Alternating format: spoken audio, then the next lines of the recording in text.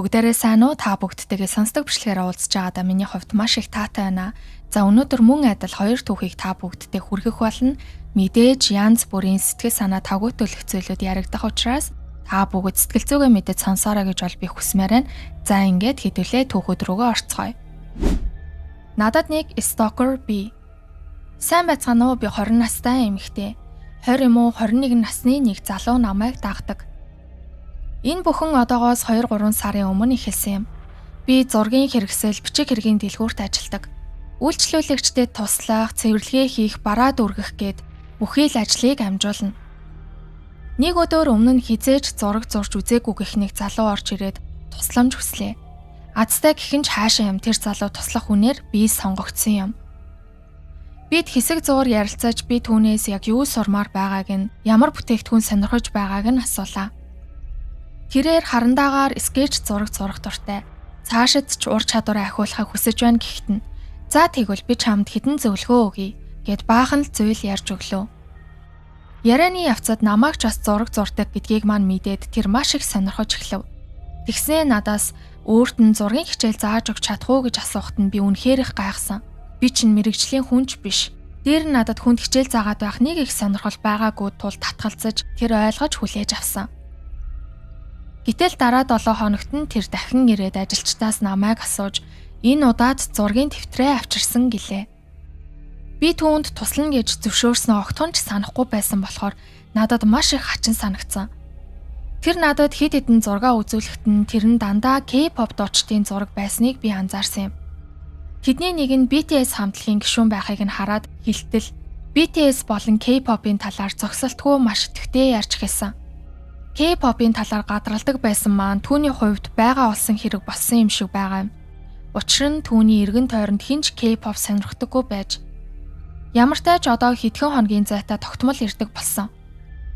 Тэр миний ажлын хуваар төрсөн өдөр нас нэр гэд бүхий л зүйлийг маань мэдчихсэн байсныг би олж мэдсэн. Түүнтэй хэд хэдэн удаа таарлахдаа би эдгээрийг анзаарсан юм. Эхнийх нь нэг өдөр намайг ажилдаа ирэхэд тэр шатан дээр намайг хүлээж илаа. Тэгснээ яг л санамсаргүй таарсан мэт дүүрсгэж би чамайг ийм эрт ирнэ гэж мэдсэнгүй шүү гэдэл гайхсан царай гаргалаа. Гэвч тэр маш их хөлөрсөн над руу дээр нэгцэлж харж чадахгүй байснаас нь харахад худлаа хэлж байгаа нь илт байлаа. Надад үнэхээр эвгүй аимшигтай санагдсан. Дараачийн тохиолдол нь миний төрсөн өдрөөр яг ажил эхлэх цагтаа давхцуулан тэр хурч ирээд надад бэлэг мэндчилгээ өглөө. Миний хамгийн дуртай хамтлагийн нэг гишүүнийг зурж төрсөн өдрийн мэндчилгээний карт өгсөн юм. Тэгснээ надад төрсөн өдрийг чинь өмнөх өдөр авчирч өгье гэж бодсон юм аа. Чамайг төрсөн өдрөөрөө ажилдаа ирэхгүй гэдгийг чинь мэдчихсэн болохоор гэж хэлв. Уул нь би түүнд төрсөн өдрөө хизээж хэлж байгаагүй. Магадгүй намайг хамт ажилладаг хүмүүстэйгээ ярьж байхыг нууцаар сонссон байх. Надад маш их айдас төгшөөр төрж байсан ч би түүнд үүнийгээ мэддэхгүй хичээж зүгээр байгаа мэт дүүрсгсэн. Түүнийг явсны дараа би зурвсыг нээж үзтэл 20 насны төрсөн өдрийн мэнд хүргэе. Үргэлж бусдыг аз жаргалтай болгож ийм найрсаг хэвээрээ байгаарай. Жич би цаасны хулгайч биш болохоор үүнийг чамд буцааж өгч байна гэж бичсэн байлаа. Юун цаасны хулгайч вэ? Тэгээд би зурвас бичсэн цаасыг нь хартал тэр миний хэдэн сарын өмнө хог руу хайсан цаас байсан юм. Тэр миний хогийг ухаж хайсан цаасыг маань аваад түүн дээрээ зурвас бичиж надад буцааж өгсөн байлаа. Үүнийг мэдээд миний хамаг биеийн цус зогсчихшгэл болсон. Үүний дараа тэр нэг удаа орж ирээд хүүхдэд зориулан ямар нэгэн зүйл худалдаж авах шаардлагатай байна гэд тусламж хүслээ. Би түүнийг эхнэртэй эсвэл гэр бүлтэй эсхийг нь мэдэх зорилгоор хүүхдүүд чинь хэдэн настай вэ гэж асуулаа. Гэтэл тэр гинтхэн сандраад тэд чинь миний хүүхдүүд биш. Надад хүүхдүүд байхгүй. Би гэрлээгүй гэж хашгирах шахам хэллээ. Тэгснээ надаас харин чи гэрлсэн юм уу гэж асуухад нь үгүй. Гэхдээ би сүүлийн 5 жил нэг хүнтэй үерхэж байгаа. Бид хоёр маш дотно гэж худлаа хэлсэн. Үүнийг сонсоод тэр маш их урам нь хугарсан шинжтэй болоод шууд л яваад өгөв. Би ч за ингээд л дууслаа даа гэж найдажлаа. Тэр дараагийн 2-7 хоногийн турш үзэгдсэнгүй. Миний хувьд сэтгэл санаа минь амарч маш их баярлаж байтал өнөөдөр тэр дахиад л гараад ирлээ. Намайг ажил ихтэй байх үед хурч ирээд тусламж хүссэн бөгөөд би энэ 2-7 хоногт хаана байсан бэ гэж надаас асуухад нь би үнэхээр их гайхаж түгшсэн. Тэр өөрийнхөө хаана байсныг надаас асууж байгаа нь намайг өөрийг нь ажиглаж, санагалзаж байх ёстой мэтээр сэтгэж байгаагийн шинж байсан юм. Би түүнээс аль болох зайгаа барихыг хичээж хамт ажилдаг бүсгүйдээ чи найздаа туслаад өгөөч. Би арын өрөөр орж нуугдлаа гэж хэлв. Найз маань ч зөвшөөрч түүнийг саатуулж байгаад ямартай ч явуулж дөнгөсөн юм. Түүнийг явсны дараа найз маань намайг дуудлаа. Би ч гарч очиод яасан тэр миний тухай ямар нэгэн зүйл асуусан уу гэж асуухад найз маань надад маш их санаа зовсон нь илт байлаа. Тэгээд тийм ээ чиний талаар асуусан. Яагаад гинт ийм завгүй болчих уу? Хизээ гарч ирэхин маргааш тэр ажиллах уу гэж асууж байна гэлээ. Одоо би маш их айдас төгшүүртэй байна. Түүнтэй таарлтгаас айж байгаа болохоор ажил дээрээч тайван байж чадахгүй байгаа. Азар тэр надад одоогоор ямар нэгэн бие мах бодийн халтлага хийгээгүй ч сэтгэл зүйн хувьд маш их дарамттай байгаа. Би ажилдаа хамт ажилдаг хүмүүстэй ч хайртай болохоор ажлаасаа гарахыг огтхон ч хүсэхгүй байна. Нээрээ бас нэг чухал зүйлийг хэлэх хэрэгтэй байх гэж бодож байна. Төрсөн өдрийн явдлын дараа би түүнийг явмагц удирдлагууд дээр очиж түүний талаар бүхнийг хэлсэн. Тэр надад маш эвгүй санагдаж байгааг би өөрийгөө аюулгүй гэж мэдэрч чадахгүй байгаагаа ч тайлбарлсан. Итэл манай дэлгүүрийн захирал өөрт таалагдсан охиныхоо араас гүүх нь байдаг л зүйл. Дээр үеийн залуус ч тэгтгэл байсан. Чи харин ч үүгээрээ бахархах хэрэгтэй шүү гэлээ. Харин хамтран эзэмших чинь энэ бүхэн орчин үеийн хүүхнүүд илт задгаа хувцалдаг болсноос болж байгаа юм. Тэр нь залуучуудын сэрлийг хөдөлгөөд байгаа аахгүй юу гэж хэлсэн. Уг нь би чинь ажлынхаа хувцалтын журмыг ягштал баримталдаг, мөрөөж гаргаж үзээгүй хүн шүү дээ. Би энэ тухай эцэг их найз нөхөдтэй хэлэхэд тэд бүгд миний талд зогсож тэр залууг үнэхээр хачин гаж итгэхэд байна гэж хэлсэн. Үнэндээ яг одоо би яахаа мэдэхгүй байна. Надад үнэхээр аимшигтай санагдаж байгаа бөгөөд түүнтэй дахин таарлтахаас үхтлээ айж гинэ гэсэн байна. За энэ захиан дээр мөн нэмэлт захиа орсон байгаа. Сайн байцгаана уу? Шинэ мэдээлэл хүрэхээр дахиад бичиж байна. Би энэ талаар аавтайгаа дахин ярилцсан. Аав маань намайг маш сайн ойлгож дэмжиж байгаа. Аав надаас тэр залуу чамайг үнэхээр айлгаад байгаа мó гэж асуухад нь би тийм ээ гэж хариулсан. Тэгтэл надад үүнээс илүү мэдэх шаардлага байхгүй охин минь. Хэрв тэр залуу ажлын чинь тэр хаваар эргэлзээр байх юм бол би өөрөө очиж уулзъя гэж хэлсэн. Нөгөө залуу өнөөдөр намайг яг ажилд харахын өмнөхөн орж ирлээ. Би түүнийг үл тамсарлахыг хичээсэн бөгөөд хамт ажилдаг бүсгүй маань түүнд тусалж байсан болохоор гайгүй өнгөрөх шиг болсон. Тэр зургийн биеэр асууж алийг нь авбал дээрвэ гэж лавлаж байв. Найз маань түүнд олон төрлийн биеэр санал олгосон ч тэр над руу шууд хурч ирээд "Хөөе" гэд миний бүтэн нэрээр дуудаж "Чиний бодлоор би алийг нь авбал дээрвэ" гэж асуусан. Би түүнийг анзаараагүй мэт дүр эсэхийг хичээсэн ч агуулгын өрөөг аль хэдийн төвччихсэн бас ажил тарах цаг болсон байсан учраас зогтох газаргүй болсон. Бодог болгонд өөр биеэр хэргэлдэг учраас би түүнээс "Чи ямар төрлийн бодог ашигладаг вэ?" гэж асуутал тэр надад ямар ч бодог модог байхгүй, би ерөөсөө зураг мургаач боддоггүй" гэж хариуллаа. Тэр мөчөө тэр залуу зүгээр л намайг харах гэж шалтак хайж ирдэг нь тодорхой болсон юм. Манай хамт ажилладаг бүсгүй үнэхээр их гайхаж түүнээс "Би саяхан чамд алийг нь авах талаар зөвлөгөө өгчгөөд байхад яагаад түүнээс асууж байгаа юм бэ" гэж асуулаа. Тэгтэл нөгөө гаж хамтан чинь юу гэсэн гэж "Үу яах втэ, би түүнийг сайн мэднэ, бидний дунд нэг тийм холбоо байдаг юм а" гэж авдаг байгаа. Юу гинэ? Юу холбоо вэ? Би түүний хэлсэн үгийг сонсоод үнэхээр их цочирдож, эцснээсээ болоод үхмээр санагдчихлаа. Би ажилд харахын өмнөхөн түүний зургийг нууцаар авч амжсан юм. Намайг харж явхад тэр араас дагаж магадгүй гэж айсандаа ээж маань намайг авахаар ирсэн байлаа. Гэртээ ирсний дараа манай өглөөний ээлжинд ажилдаг охиноос мессеж ирсэн. Тэр надаас баахан асуулт асууж "Хүүе чи зүгээр үү? Ажилд харах үед чиний байгаа байдал нэг л биш байсан. Тэр залуу яг чиний таньдаг хүн юм уу?" гэлээ. Би ч тэсэлгүй бүх зүйлийг түүнд ярьж өгсөн. Тэр надад дуут мессежээр үүсэн бөгөөд утга нь ерөнхийдөө "Ойлголоо, маргааш удирдлагуудтай хуралдаж тэр залууг чамтай дахиж яриулахгүй байх, чиний ойр орчимд байлгахгүй байх, түүгээр зогсохгүй манай дэлгүүрт дахин хөл тавиулахгүй байх талаар ярилццгаая. Яаж урьдчилан сэргийлэхээ шийдэх болно" гэсэн утга бүхий мессеж ирүүлсэн юм. Тэр бүсгүй намайг маш сайн ойлгож байсан бөгөөд хэдэн жилийн өмнө яг манай дэлгүүрт ажилладаг байсан өөр нэг залуу охинд яг ийм зүйл тохиолдож байсан талаар надад хэллээ. Үүнийг сонсоод би үнэхээр их гайхсан ч нөгөө талаар маш их уур хүрсэн. Маргааш нь хамт ажилладаг бүсгүй маань дэлгүүрийн маань менежерт энэ тухай албан ёсоор мэдгдсэний дараа би ажилдаа очлоо. Менежер маань надаас тэр залуугийн талаар гадаад төрх нь яг ямар байсан, юу хийсэн гэд бүхий л зүйлийг нэг бүршлэн асуусан. Тэр бүх хугацаанд менежер маань намайг маш их дэмжиж байсан бөгөөд дэлгүүрийн эзэдийн гаргасан хариу үйлдэлийг сонсоод үнэхээр их чигшиж дургуутсан юм. Дэлгүүрийн бүх ажилчид цугларч цаашид яг ямар арга хэмжээ авах, яаж ажиллах талаар ярилцлаа. Тэр залууг манай дэлгүүрт орохыг бүр мөсөн хориглохоор болсон бөгөөд хэрвээ тэр дахин орж ирэхийг оролдвол манай хамт ажилладаг хүмүүс маань намайг хамгаалж нуухаар болцгоосон юм. Мөн бид бие биенийхээ талаар ямар нэгэн мэдээллийг хүнд ч хизээж задлахгүй байхаар тохиролцов. Түүнчлэн намайг ажил тарах үед хамт ажилладаг эрэгтэй найз минь эцэг эхийн маань машин хүртэл эсвэл автобусны буудлын хүртэл заавал дагаж хүргэж өгөхөөр болсон. Бид энэ талаар маш удаан ярилцсан. Менежер маань дэлгүүрийн эзэдэд юу гэж хэлснийг би сайн мэдэхгүй байна. Гэхдээ дэлгүүрийн эзэд маань бодлоо бүрэн өөрчилж тэр залууг одоо үнэхээр гаж тгээд гэж үзэж байгаа болтой байсан. Би бас цагдаад энэ талаар мэдгдсэн.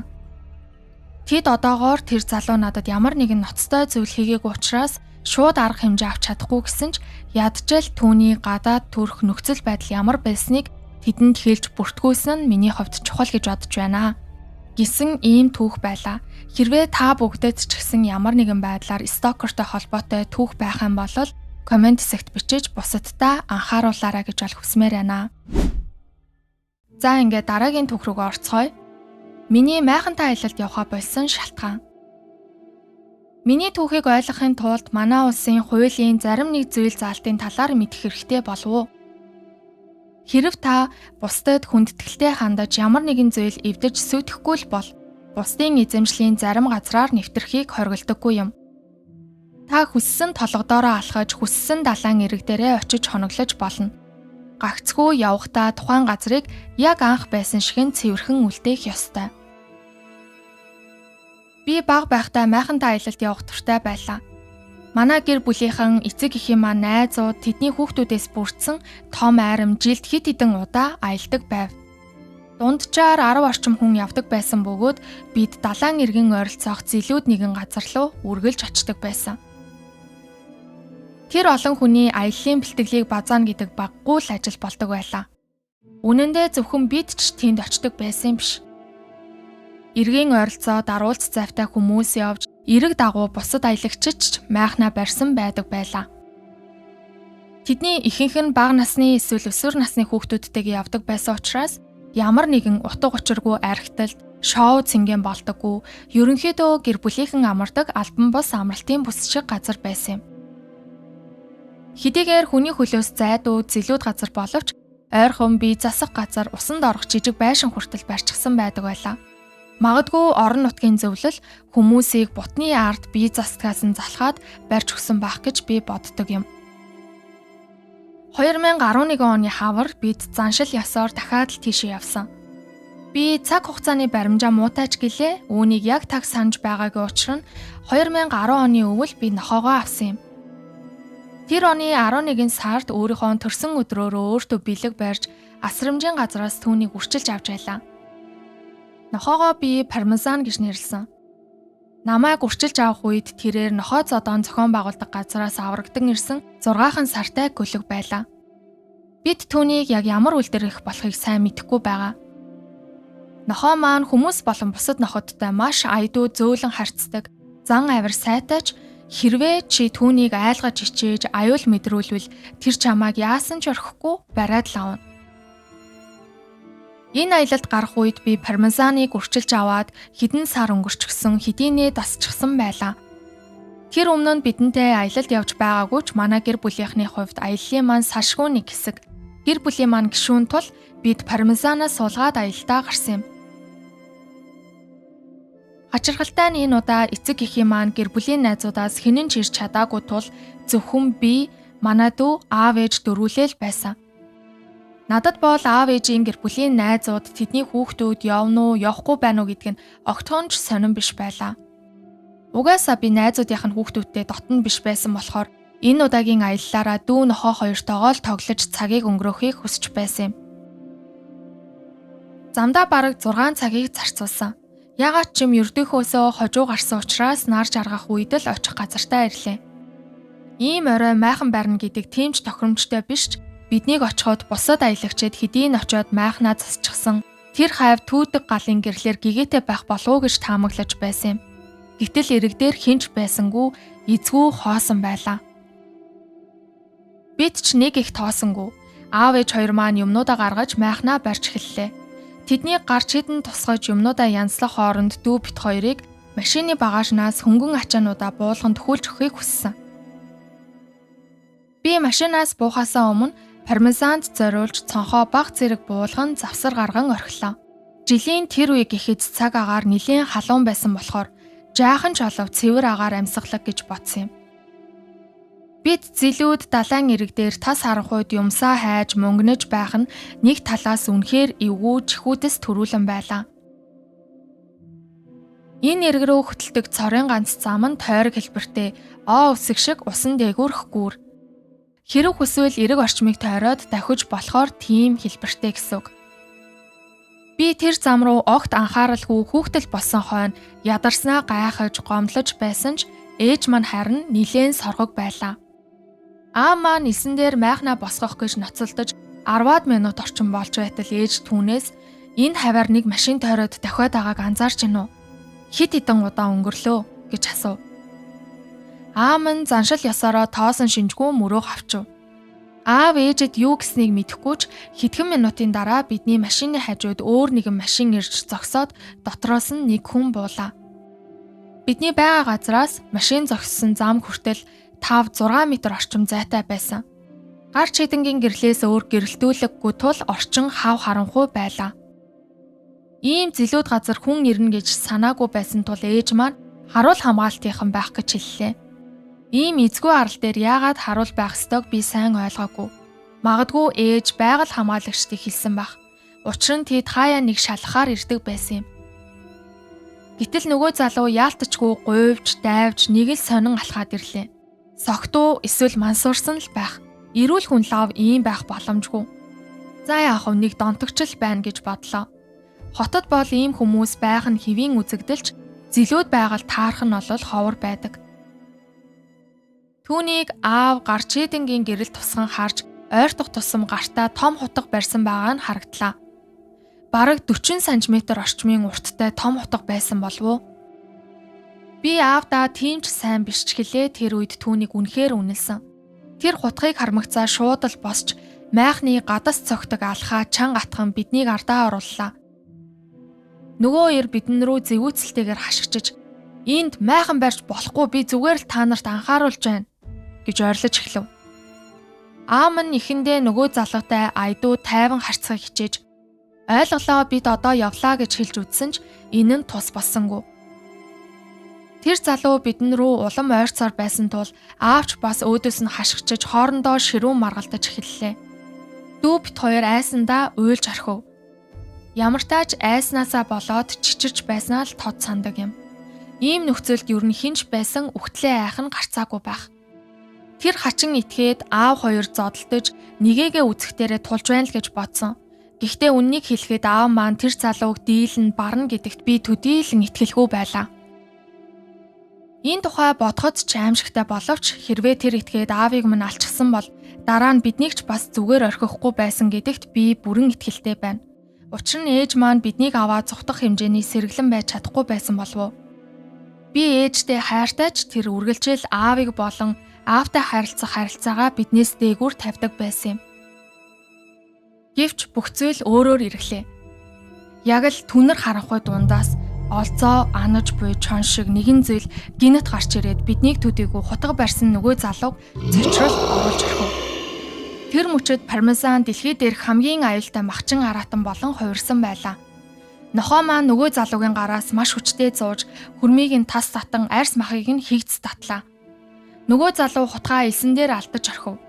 Тэр нохоог минь өшөглөж цохиж байж арай хийж салсан. Тэгээд элсэн дээр хутгаа шүүрэн авч машиндаа суугаад шууд л дахиад өгөв. Пармезан түүний араас хөөсөнгүү. Хоншоор нь цуснд бодогдсон чихтэй бидний хажууд хамгаалаад үлдлээ. Бид бүгд босон явдалд маш их зочирдсан байсан ч яаран сандран юмнуудаа хурааж аваад машин руугаа зүглэв. Би пармезаныг нэг бүрчлэн шалгаж үзтэл азар тэр зүгээр байлаа. Гэхдээ машины цонх миний завсарлуулан үлдээснээс хамаагүй илүү нээгдсэн байхыг анзаарсан юм. Магадгүй гадаа хашгиралдах чимээ гарахад пармезан цонхны завсраар царвуугаа хийн хүчлэн дарсаар буулгасан байх. Хуучин загварын гар хөшүүргээр онгоодог цонх байсан болохоор тэгж чадсан болов уу гэж бодож байна. Гэвч миний түүх үүгээр дуусаагүй юм. Би дүгтлээ айсан байсан бөгөөд нохоотой явж байсан учраас тэр шөндөө зүгээр буудалд ороод хончихыг гэсэн ч боломжгүй байлаа. Аав ээж хоёр маань гэртэл харъя гэж шийдсэн ч бензин дуусаж байсан учраас хамгийн ойрын шатгуун түгээх газар руу очиж бензинээ дүүрэхээр болов. Энэ зуур би пармезаныг жаахан ч гэсэн цэвэрлэх гэж оролдчихлаа. Би нохойд багасаа л хайртай байсан ч түүний минь саяхан хийсэн тэр үйлдэл намайг үнэхээр гайхшруулж байсан юм. Бид ойролцоо хот руу очиод нэгэн шатгуун түгээх станц дээр очисон боловч хаалттай байсан. Аав минь илүү сайн харахын тулд машинаа ойртуулж цонхоороо толгоогоо цохиулган хаяг руу нь харлаа. Ээж минь харин "Чи юу игээд байгаа юм бэ?" гэж асуухад аав "Хизээ нээхийг нь харах гэж штэ" гэж хариуллаа. Гэтэл хизээч нээхгүй гэдэг үгийг сонсоод миний зүрх пал хийгээд явчихав. Станцын буланд нэгэн ачааны машины ард нөгөө хутгатай залуу нуугдаад зогсож байсан юм байна. Бид анзаараагүй байж. Тэр машиныхаа хамран дээр суучихсан салфеткаар гараа арчижээ. Шархан нилээд хүнд харагдана. Аав минь хумгүй шатгуун авахчгүй өөр газар хайхчгүй тэр дороо шууд л хотоос гараа тохичихлаа. Дараагийн ойргийн хот руу давхихаар шийдсэн ч тэр хавь маш зэлүүд газар байлаа. Бидний бензин дараагийн хот хүртэл хүрэхгүй болж таарсан. Дараагийн хот хүртэл 100 орчим километрийн газар бий. Тиймээс зам зогсох нь тодорхой болов. Ингээд биднийг тэр хотоос гараад 5 минут орчим давхиж байтал араас нэг машин гэрлээрээ тоглоо. Нөгөө залуугийн байрч байсан яг тэр машин байв. Тэр дагаж байж. Тэр биднийг шатгуун муутай байгаагч яаж игээд гадарлсан байх. Үүнээс хойш 30 минут миний амьдралын хамгийн аимшигтай мөчүүдийн нэг байлаа. Би ч гэлтгүй ер нь манай гэрийнхэн бүгд л хямарсан харагдана. Аав ээж хоёр маань биднийг айлгахгүй тулд тайван байхыг хичээж байгаа нь илтвэсэн ч бид нар чинь жаахан хүүхэд биш. Хэдийнэ 10 нас хүрчихсэн учраас нөхцөл байдал хэр аюултай байгааг сайн ойлгож илаа.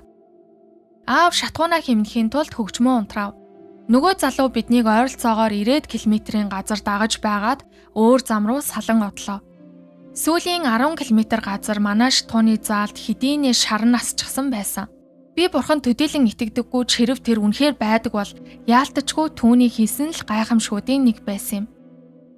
Хотод хөрмөгцөө бид шатгуун түгээх станц руу орж банкад үргээд гэрлүүгээ явцгаалаа. Дүү бид хоёрч тайвшраад шууд лунтаад өгсөн. Би гэртээ ирсэн хойноос ирсэн. Түүнээс илүү дор зүйл тохиолдоогүй л туйлын их баярлаж байлаа. Жаахан амарч авсны дараа ээж маань цагдаагийн газар руу уцтаж босон явдлыг мэдгдсэн юм. Түүнээс хойш цагдаа нараас ямар нэгэн хариу ирээгүй ч ээжтэй ярьсан эмэгтэй. Ээжээ маань дүрсэлсэн тэр этгээд хүн амны хэрэгт сэжиглэгдэж буй этгээдтэй таарч байна гэж хэлсэн гисэн. Тэр залуу үнэхээр хүн амны хэрэгтэн байсан уу эсвэл зүгээр л нэг галзуу этгээд байсан уу гэдгийг би мэдэхгүй. Учир нь тэд дахиж холбогдоогүй юм. Тэр далайн эрэг дээрх галзуу залуутай дахиж хизээж би таараасаа гэж хүсгээс гадна би пармезанд хязгааргүй их хайртай. Тэр одоо ч бидэнтэй хамт байгаа. Нас нь нилээд явчихсан. Ээжээ маань нэг найзын шоглон хилтгэр уулын чиний хөгшөрч уулнаас ч илүү буурал болсондоо хөөрхий. Тэр өдөр пармезан яагаад тийм үйлдэл хийснийг түүнд юу бодогдож байсныг би хэлж мэдэхгүй юм. Миний ганц мэдэх зүйл бол энэ хөөрхөн амьтан анх хүчирхийлэл дүүрэн аимшигтай орчинд төрж дараа нь аврагдан асрамжийн газарт очиод их болон бусад ах дүүс нь бүгд эзэнтэй болж байхад тэр л хамгийн сүүлд үлдсэн юм. Хүмүүс түүнд маш муухай хандаж байсан ч тэр намайг түүний гэр рүүгээ дагуулan ирэхэд бүгдийг уучлсан. Гэхдээ хизээч мартаагүй. Нохойд дургүй хүнд би итгэдэггүй. Харин хүнд дургүй нохойд бол үргэлж итгэнэ гэдэг үг байдаг да. Ноход хүний биеийн хөдөлгөөн хандлагыг маш сайн ойлгодог бөгөөд пармезан биднийг ямар их аюулд орсныг яалтчгүй мэдэрсэн байх. Хэрвээ танд боломж байвал асрамжийн газраас амтан үрчилж аваарай. Магадгүй нэг л өдөр надтай адил нөхцөл байдалд орж магадгүй штэ. Хэрвээ та 4 хөлтөө найзынхаа амийг аврахад бэлэн байвал Тэд өөрийнхөө аюулгүй байдлыг ч үл хайхран танд тэр ачигт нь 10 дахин нугалж хариулна гэдгийг би амлаж байна. Би пармезаныг үрчилж авах төлбөр гэж 78 фунтыг төлсөн. Хүүхэд байхад энэ мөнгө их мөнгө боловч хэрвээ би тэр үед нохоо худалдаж аавна гэж зүтгээгүй байсан бол өнөөдөр амьд байхгүй байж ч магадгүй гэж ботхоор хамаг биеийн шар ус босдог юм. Гэдэг ийм түүх байлаа. За өнөөдөр та бүгдтэй 2 түүхийг хүргэлээ. Энэ болтол бичлэгтэйгээ хамт байсан та бүгдтэй маш их баярлалаа.